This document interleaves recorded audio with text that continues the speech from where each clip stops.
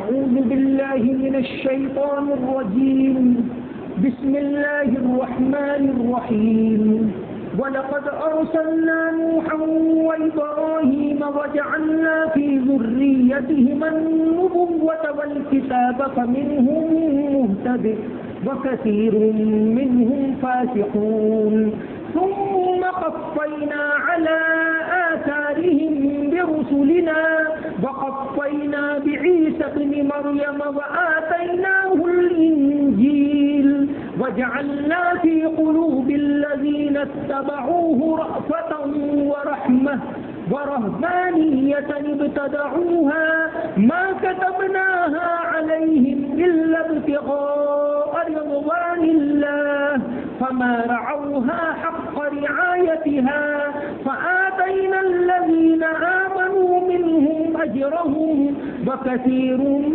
مِّنْهُمْ فَاسِقُونَ صدق اللہ العظیم۔ ہم نے حضرت نوح علیہ السلام اور حضرت ابراہیم علیہ السلام کو پیغمبر بنا کر بھیجا، اور ہم نے ان دونوں کی اولاد کے اندر نبوت اور کتاب کا سلسلہ جاری کیا۔ بس ان میں سے بعض تو وہ تھے جنہوں نے ہدایت کا راستہ اختیار کیا، اور ان میں سے بہت سارے نافرمان رہے۔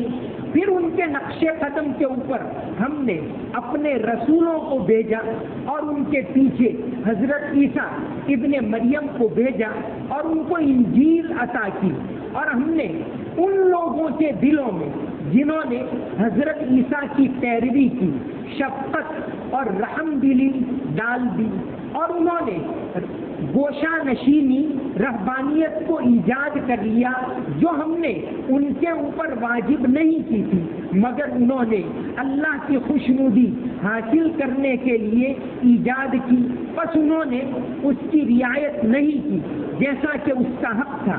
بس جن لوگوں نے ان میں سے ایمان کو اختیار کیا ان کو ہم نے ان کا بدلہ دیا، اور ان میں سے بہت سارے لوگ نافرمانی کے اوپر رہے۔ پچھلی آیت کے اندر یہ بات آئی کہ اللہ تعالیٰ نے دنیا میں رسولوں کو اس لیے بھیجا کہ لوگ ایک اللہ کی عبادت کریں، دنیا میں اعتدال والا راستہ اپنائیں، دنیا کے اندر انصاف کو قائم کریں، اور معاشرے کے اندر رہتے ہوئے، سماج کے اندر رہتے ہوئے، انسانوں کے درمیان میں رہتے ہوئے، دنیاوی کام کاج کو کرتے ہوئے اعتدال کے ساتھ اللہ کی عبادت کرتے رہیں۔ یہ بات آئی۔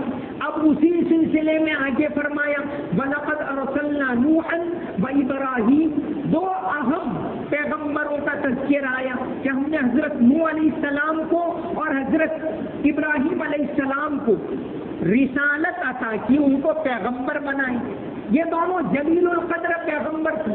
حضرت نوح علیہ السلام کے بعد دنیا میں جتنے پیغمبر، جتنے نبی اور رسول آئے، سب ان کی نسل میں سے آئے، اور اسی طرح حضرت ابراہیم علیہ السلام کے بعد جتنے پیغمبر ہوئے وہ ان کی نسل میں سے ہوئے۔ حضرت ابراہیم علیہ السلام کو ابو الانبیاء کہا جاتا ہے، یعنی نبیوں کا باپ۔ خود آپ صلی اللہ علیہ وسلم بھی حضرت ابراہیم علیہ السلام کی نسل میں سے۔ حضرت ابراہیم علیہ السلام کے صاحبزادے حضرت اسماعیل علیہ السلام ان کی نسل میں سے ہیں۔ تو اللہ تعالیٰ نے دنیا میں رسولوں کا سلسلہ جاری کیا، اور رسولوں کا یہی کام تھا کہ اللہ کی پہچان کروانا۔ وَلِكُلِّ قَوْمٍ هَادٍ، قرآن میں تو چند پیغمبروں کا ذکر ہے، تقریباً 25 نام قرآن میں آتے، لیکن اللہ تعالیٰ نے پوری انسانی تاریخ کے اندر سب جگہ وَلِكُلِّ قَوْمٍ هَادٍ، ہر جگہ اللہ کے پیغمبر آئے۔ جہاں بھی کوئی انسانی قوم آباد تھی وہاں اللہ کے پیغمبر ضرور آئے۔ وَلِكُلِّ قَوْمٍ هَادٍ، قرآن کریم کی آیت ہے وَإِن مِّنْ أُمَّةٍ إِلَّا خَلَا فِيهَا نَذِيرٌ، کہ ہر امت کے اندر ڈرانے والا آیا، ہر جگہ ہر زمانے میں۔ ہمارا یہ ملک چونکہ قرآن میں تو چند کا تذکرہ ہے، ہمارے اس ملک کے اندر بھی جیسا کہ بہت سارے مفسرین مانتے ہیں حضرت آدم علیہ السلام یہاں سب سے پہلے ہندوستان کے اندر آئے، اسی طرح حضرت شیش علیہ السلام کے بارے میں بھی یہی تذکرہ ملتا ہے کہ آپ ہندوستان کے اندر آئے. مولانا مناظر احسن گیلانی ایک بہت بڑے عالم گزرے، دیوبند کے ابتدائی دور کے طالب علم اور پھر وہیں کے مدرس، پھر انہوں نے عثمانیہ یونیورسٹی میں بھی پڑھائے، بڑے عالم. انہوں نے دلائل سے یہ بات ثابت کی ہے، یہ ان کا اندازہ ہے.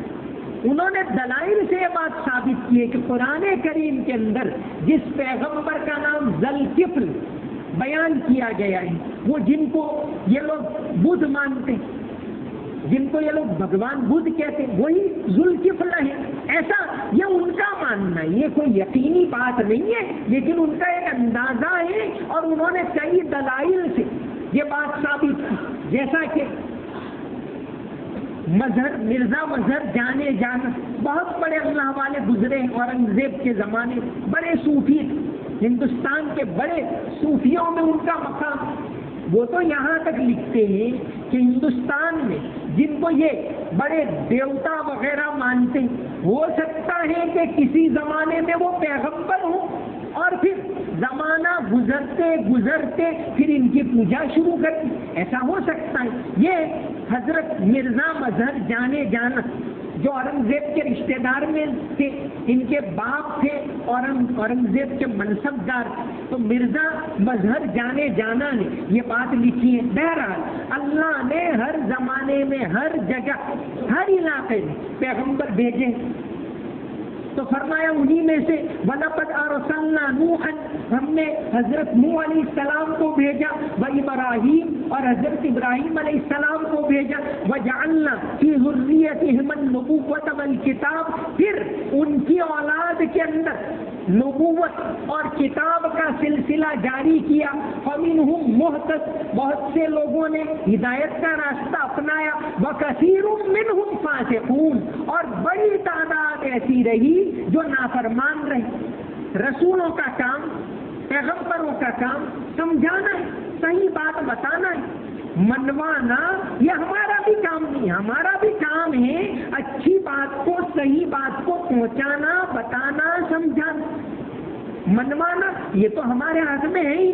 تو صحیح بات کو پہنچانا یہ پوری امت کی ذمہ داری ہے کہ سچائی، صحیح بات کیا ہے وہ پوری دنیا میں پہنچے. صحیح بات منوانا یہ ہمارے ذمے نہیں ہے.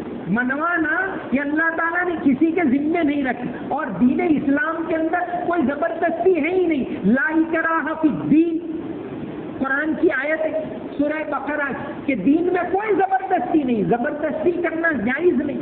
بے شمار ایسے واقعات آتے. اورنگزیب کا ایک واقعہ آتا ہے کہ جب وہ ساؤتھ کے گورنر، جنوبی ہندوستان کے گورنر جب ان کو بنایا، اس زمانے میں وہاں مندیرا کا جو بادشاہ تھا، مندیرا کا راجا تھا اندرامن، وہ بار بار بغاوت کرتا تھا. تو اورنگزیب کے والد جو تھے بادشاہ شاہ جہاں، انہوں نے قید کر لیا تھا اندرامن کو. پھر بعد میں اس نے بات مان لی، چھوڑ دیا، دوسری مرتبہ بغاوت کی، پھر قید کیا. کئی مرتبہ ایسا ہوا. پھر جب اورنگزیب کا زمانہ آیا، اورنگزیب دکن کے گورنر تھے، یہ بات کوئی عام نہیں. ڈاکٹر راجندر پرساد ہندوستان کے جو پہلے راشٹرپتی ہیں، انہوں نے اپنی کتاب انڈیا ڈیوائیڈڈ اس کے اندر یہ واقعہ لکھا ہے، اور پوری کئی کتابوں میں ہے یہ واقعہ کہ جب اورنگزیب گورنر بنے وہاں کی، تو کہاں لکھا، سب جائزہ لیا کہ بھئی کون، تو کہ یہ اندرامن قید ہے. تو اپنے باپ کو خط لکھا کہ ان کو رہا کیا جائے. جواب دیا شاہ جہاں نے کہ اندرامن نے اتنی مرتبہ بغاوت کی، صرف اور صرف اس شرط کے اوپر اس کو رہا کیا جا سکتا ہے کہ وہ اسلام قبول کرے. اورنگزیب نے جب یہ خط ملا تو اپنے باپ کو خط لکھا. وہ اورنگزیب جن کو سخت کہا جاتا ہے, انہوں نے اپنے باپ کو جواب لکھا کہ سیاست اس طرح نہیں چلتی, تمہاری یہ بات ہمیں نامنظور ہے, کسی کو زبردستی نہیں مسلمان نہیں بنایا جاتا, سیاست تو وہ سیاسی اصولوں سے چلتی ہے, معاہدے سے چلتی ہے, یہ بات تمہاری نامنظور ہے. یہ خط آج بھی حیدرآباد کے میوزیم میں اورنگزیب کا یہ خط آج بھی موجود ہے. تو دین اسلام میں کوئی زبردستی نہیں, پیغمبروں کا کام بات کو پہنچانا ہے, منوانا نہیں. تو فرمایا وجعلنا فمنہم مہتد, بہت سے لوگوں نے ہدایت قبول کی, وکثیر منہم فاسقون, اور کئی لوگ نافرمان رہے. اب اس کے بعد جو سورت کی ایک اور اہم بات ہے, ثم قفینا علی آثارہم برسولنا, پھر ان کے نقش قدم پر, حضرت نوح علیہ السلام کے نقش قدم پر, حضرت ابراہیم علیہ السلام کے نقش قدم پر ہم نے اور پیغمبروں کو بھیجا. ثم قفینا علی آثارہم برسولنا وقفینا بعیسی ابن مریم, اور انہی کے نقش قدم پر ہم نے حضرت عیسیٰ ابن مریم کو بھیجا. حضرت عیسیٰ ابن مریم علیہ السلام کو رسول بنا کر بھیجا. حضرت عیسیٰ علیہ السلام آج دنیا میں سب سے زیادہ عیسیٰ علیہ السلام کو ماننے والے لوگ کہے جاتے ہیں, عیسائیت کو اپنانے والے, حالانکہ عیسائیت بالکل بدل چکی. وقفینا بعیسی ابن مریم وآتیناہ الانجیل, ہم نے حضرت عیسیٰ ابن مریم کو علیہ السلام پیغمبر بنایا اور ان کو انجیل عطا کی. وجعلنا فی قلوب الذین اتبعوہ رأفۃ ورحمۃ, جن لوگوں نے حضرت عیسیٰ علیہ السلام کی پیروی کی ان کے دلوں میں ہم نے رأفت, شفقت, ورحمت اور رحم دلی ڈال دی. حضرت عیسیٰ علیہ السلام بہت نرم دل, الگ الگ پیغمبروں کی اپنی اپنی خصوصیت. تو حضرت عیسیٰ علیہ السلام کی یہاں دو خصوصیت بیان کی, فی قلوب الذین اتبعوہ رأفۃ, رأفت کے معنی شفقت, اللہ کا ایک نام اسی صورت میں گزرا شروع میں, رؤوف الرحیم. رؤوف کے معنی شفیق, شفقت کرنے والا, اور رحیم یعنی رحم کرنے والا. خود نبی کریم صلی اللہ علیہ وسلم کے بھی یہ نام ہے, لقد جاءکم رسول من انفسکم عزیز علیہ ما عنتم حریص علیکم بالمؤمنین رؤوف الرحیم. رؤوف رأفت کہتے ہیں شفقت, کہ کوئی دکھی تم کو یہاں نظر آئے, کوئی زخمی, فوراً دل میں ایک درد پیدا ہوگا, اس کو کہتے ہیں شفقت. اب وہ درد پیدا ہوا تو آپ فوراً کوئی کام کرو گے, مدد کرو, اس کو کہتے ہیں رحمت. یہ ان دونوں میں فرق بتاتے ہیں مفسرین. تو حضرت عیسیٰ علیہ السلام اور ان کی وجہ سے پیغمبروں کے اثرات ان کی امت پر ہوتے. تو حضرت عیسیٰ علیہ السلام بڑے رحم دل تھے, تو یہ صفت ان کی امت کے اندر رہی. شروع میں جو ان کے سچے حواری, سچے ماننے والے ان کے اندر. تو حضرت عیسیٰ علیہ السلام کے پیروکاروں کی یہ خاص صفت کہ ان کے اندر نرم دلی, رحم دلی. ان کے مذہب میں کوئی جہاد بھی نہیں تھا, اس لیے کہ حضرت عیسیٰ علیہ السلام نے صرف 3 سال تبلیغ کا کام کیا, دعوت کا کام کیا, پھر اللہ تعالیٰ نے ان کو اٹھا لیا اور قیامت کے قریب دوبارہ اس دنیا کے اندر وہ آئیں گے. مسلمان بھی اس کو مانتے ہیں, عیسائی بھی اس کو مانتے ہیں کہ وہ دوبارہ دنیا کے اندر آئیں گے. عیسائی لوگ یہ مانتے ہیں کہ عیسیٰ علیہ السلام کو نعوذ باللہ پہلے سولی دے دی, پھر بعد میں اللہ نے زندہ کر کے اٹھا لی. اور ہم یہ مانتے ہیں کہ اللہ تعالیٰ نے سیدھے ہی ان کو زندہ آسمان کے اوپر اٹھا لیا اور وہ قیامت سے پہلے دوبارہ آئیں گے. تو فرمایا وجعلنا فی قلوب الذین اتبعوہ رأفۃ ورحمۃ, جنہوں نے حضرت عیسیٰ علیہ السلام کی پیروی کی ان کے دلوں میں ہم نے نرم دلی, رحم دلی, شفقت, نرمی ڈال دی.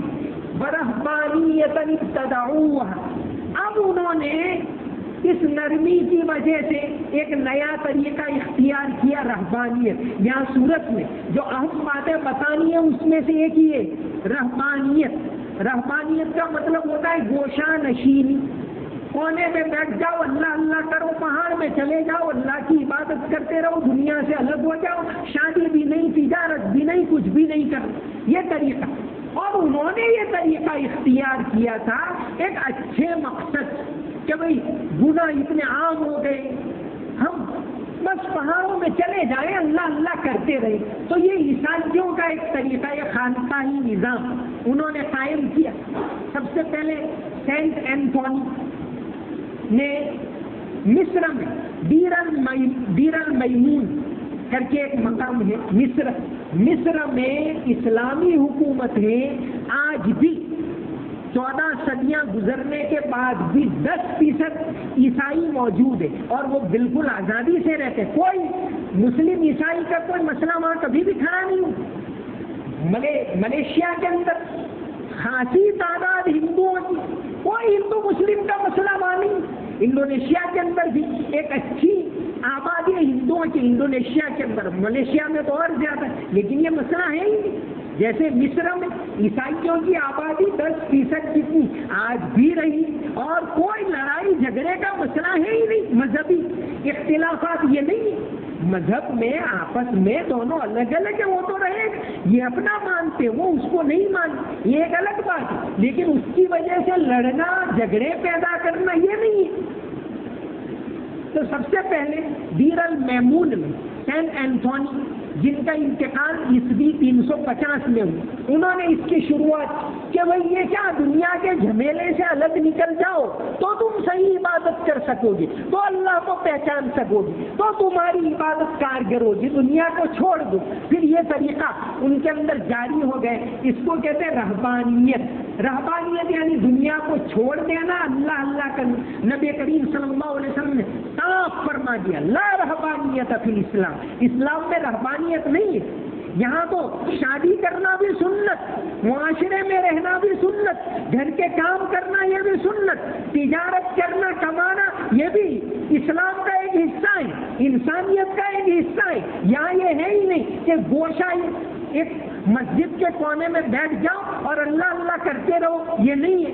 تو عیسیٰ علیہ السلام کی قوم میں جو رأفت ایک نرم دلی تھی اور ان کی ایک حالت تھی کہ خنجر چلے کسی پہ تڑپتے ہیں ہم امیر, خنجر چلے کسی پہ تڑپتے ہیں ہم امیر, سارے جہاں کا درد ہمارے جگر میں ہی. یہ اللہ تعالیٰ نے ابتدا میں عیسائیوں کو دیا تھا, لیکن پھر اس کا رد عمل ہوا کہ وہ گوشوں میں چلے گئے, خانقاہوں میں چلے گئے, پہاڑوں میں چلے گئے, اور مقصد اچھا تھا کہ اللہ کی عبادت کرنا. فرمایا وَرَهْبَانِيَّةً ابْتَدَعُوهَا, انہوں نے رہبانیت کی بدعت جاری کی. وَرَهْبَانِيَّةً ابْتَدَعُوهَا, انہوں نے رہبانیت ایجاد کی. مَا كَتَبْنَاهَا عَلَيْهِمْ, جو ہم نے ان کے اوپر فرض نہیں کی تھی, انہوں نے اپنے طور سے اس کو اختیار کیا, لیکن فَمَا رَعَوْهَا حَقَّ رِعَایَتِهَا, لیکن اس کو صحیح طریقے سے بجا نہیں لائے, کیونکہ یہ تو فطرت کے خلاف ہے, نیچر کے خلاف, انسان کے نیچر کے خلاف. بہت سے مذاہب, دنیا کے دوسرے مذاہب میں یہ ہے, ہندوؤں میں بھی سنیاس ہے, بودھ لوگوں کے اندر بھی ہے, جین لوگوں کے اندر بھی ہے, عیسائیوں میں بھی. اسلام نے منع کر دیا دنیا میں ہو, دنیا میں رہو اور اللہ کی عبادت کرو, دنیا کے سارے کام کرو. نبی کریم صلی اللہ علیہ وسلم نے عملی طور پر بتا دیا میزان, اعتدال, بیلنس. تو عیسائیوں نے رہبانیت کو ایجاد کیا. سب سے پہلے یہ سینٹ اینتھونی تھا, پھر اس کے بعد جو سب سے زیادہ اس کو بڑھاوا دیا وہ گریگوری نام کا بادشاہ تھا, اس نے اس کو اور زیادہ بڑھاوا دیا. یہ شیطان کا کام, شیطان یہ چاہتا ہے کہ بھائی اچھے لوگ کونے میں چلے جائیں, وہ اللہ اللہ کرتے رہیں تاکہ دنیا میں گناہ عام. جب اچھے لوگ الگ ہو جائیں گے تو پھر شیطان کا داؤ اور زیادہ چلے گا. تو شیطان یہ چاہتا ہے کہ بھائی جاؤ تم گوشے میں عبادت کرو, نماز پڑھ لو, کوئی حرج نہیں, اللہ اللہ کرتے رہو. یہ شیطان کا حربہ ہے تاکہ دنیا میں پھر جب اچھے لوگ نہیں رہیں گے, وہ تو چلے گئے پہاڑوں میں. ہاں, دجال کے دور میں ایسا ہوگا جب ناممکن ہو جائے گا اپنے آپ کو بچانا, تو پھر اس دور میں اجازت ہوگی, لیکن ابھی نہیں. تو فرمایا لوگوں کے اندر رہو. یہ شیطان کا کام ہے کہ اچھے لوگوں کو الگ کر دو. جاؤ تم خانقاہ میں جاؤ, پہاڑوں میں جاؤ, جنگلوں میں جاؤ, عبادت کرتے رہو. اب پھر اس کا تماشا یہاں چلے, گناہوں کو اور زیادہ عام کرے. یہ شیطان کا حربہ ہوتا ہے. تو عیسائیوں نے اس کو ایجاد کیا. نبی کریم صلی اللہ علیہ وسلم نے فرمایا کہ رہبانیت کا کوئی مقام نہیں. رہبانیت یہ لفظ بنائی رہب سے.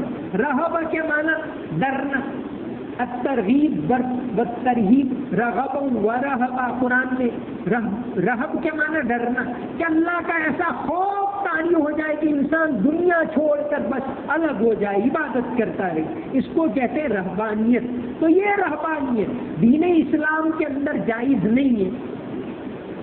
بدعت ورحمانیت ابتدعوها, بدعت کہتے ہیں دین میں کوئی نئی بات گھڑ لینا. تو یہ لفظ یہاں آیا ابتدعوها, رہبانیت کی بدعت عیسائیوں کے چند علماء نے جاری کی. اور کیسے جاری کی؟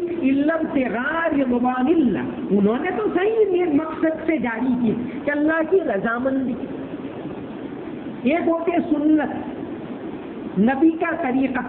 یہ سنت کی قسمیں ہوتی ہیں. علامہ شامی نے اپنی کتاب کے اندر کتاب الطہارت میں بہت تفصیل سے بھائی سنت کی قسمیں بتائی. جیسے بدعت کی بھی قسمیں, سنت کی بھی قسم. سنت کی قسمیں علامہ شامی رحمۃ اللہ علیہ نے بتائی. ایک ہوتی ہے سنن ہدیٰ, اور ایک ہے سنن زوائد, یا ایک ہے سنن عادیہ. عادت کے مطابق آپ صلی اللہ علیہ وسلم نے بعض چیزیں اپنی عادت کے مطابق یا ماحول کی عادت کے مطابق اختیار کی, وہ بھی ہے سنت.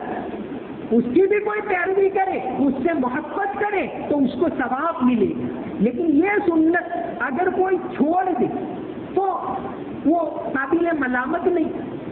سنن عادیہ جن کو سنن زوائد بھی کہتے, جیسے امامہ باندھنا, یہ اس زمانے کا ایک رواج تھا. آپ صلی اللہ علیہ وسلم نے باندھا, اب کوئی سر پر باندھے تو یہ ثواب کا کام ہے. لیکن علامہ نے اس کو سنن عادیہ میں شمار کروائے.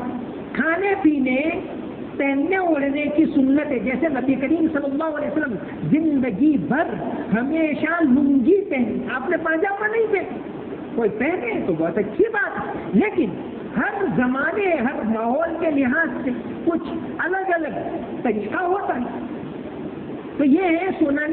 ایک ہوتے ہیں سنن ہدیٰ کہ بھئی مغرب کے بعد 2 سنتیں پڑھنا, اس میں کوئی تبدیلی نہیں کر سکتا. اس کو فلاں دعا پڑھنا, وہ پڑھنی پڑے گی. یہ سنن ہدیٰ.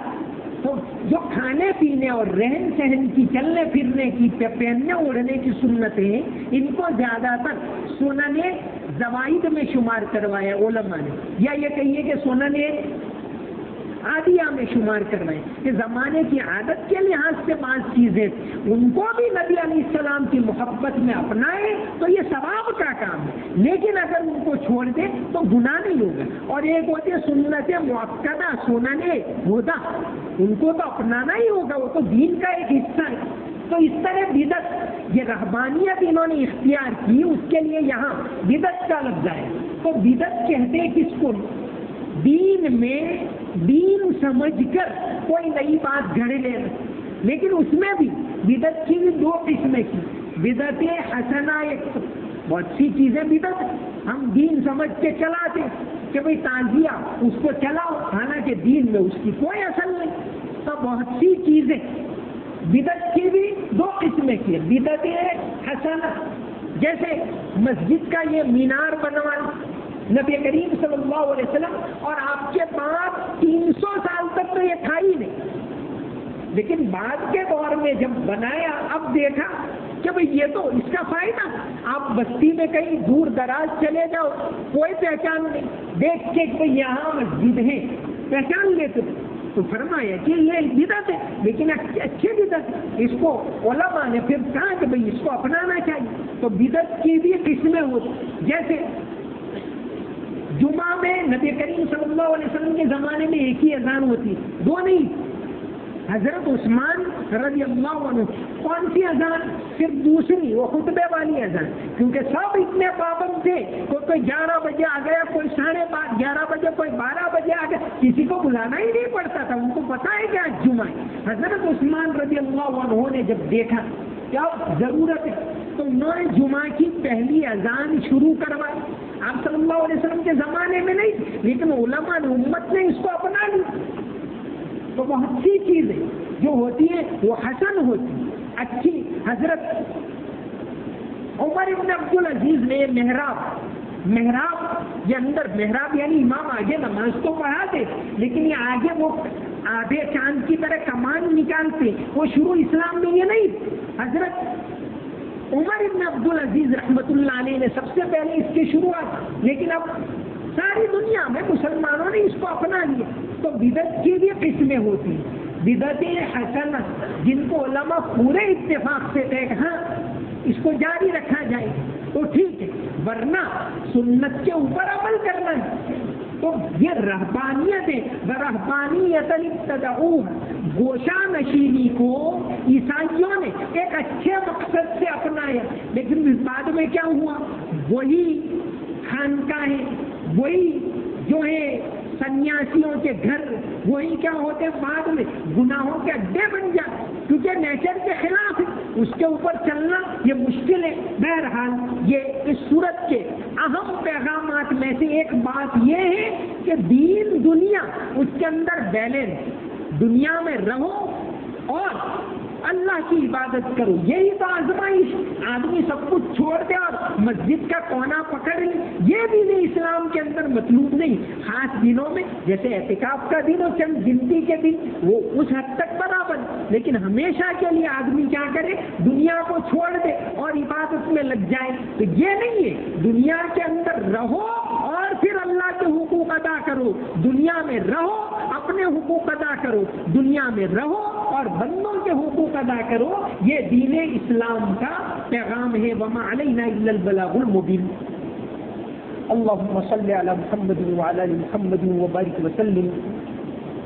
ربنا آتنا في الدنيا حسنة وفي الآخرة حسنة وقنا عذاب النار۔ اللهم حبب إلينا الإيمان وزينه في قلوبنا، اللهم اهدنا واهد بنا واجعلنا سببا لمن اهتدى، اللهم إنك عفو تحب العفو فاعف عنا۔ یا اللہ ہمارے گناہوں کو معاف فرما، ہماری تمام غلطیوں کو معاف فرما۔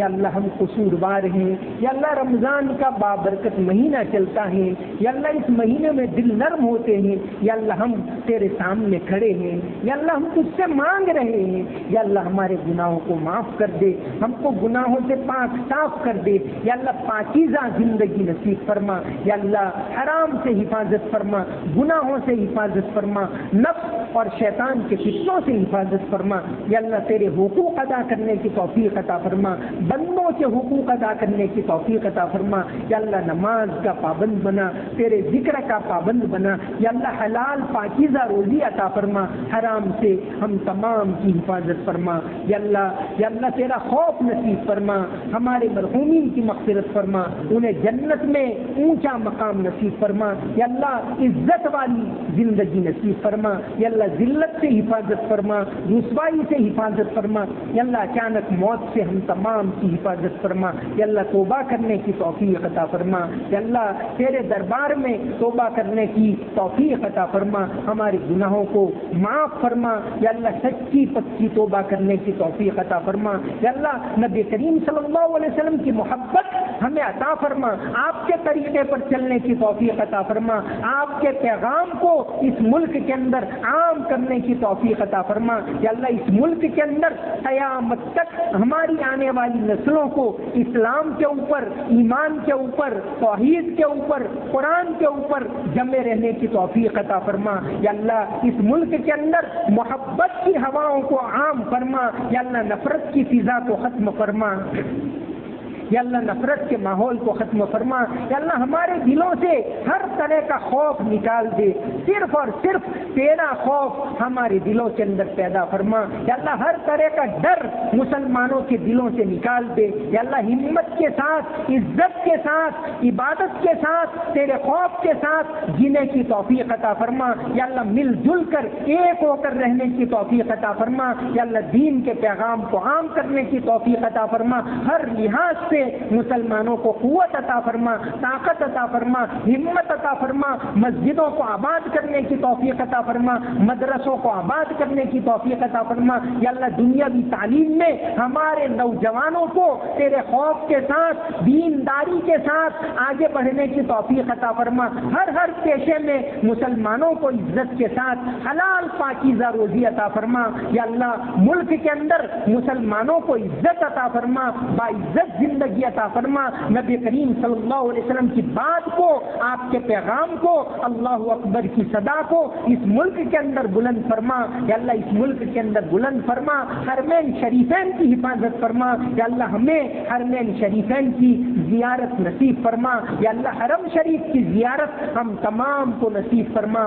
یا اللہ ہم تمام کو حرمین شریفین کی زیارت نصیب فرما، روزہ اقدس صلی اللہ علیہ وسلم پر حاضری دینے کی ہم سب کو توفیق عطا فرما، ہماری دعاؤں کو اپنے فضل و کرم سے نبی کریم صلی اللہ علیہ وسلم کے صدقہ طفیل میں قبول فرما، سمعنا واطعنا غفرانک ربنا والیک المصیر برحمتک یا ارحم الراحمین۔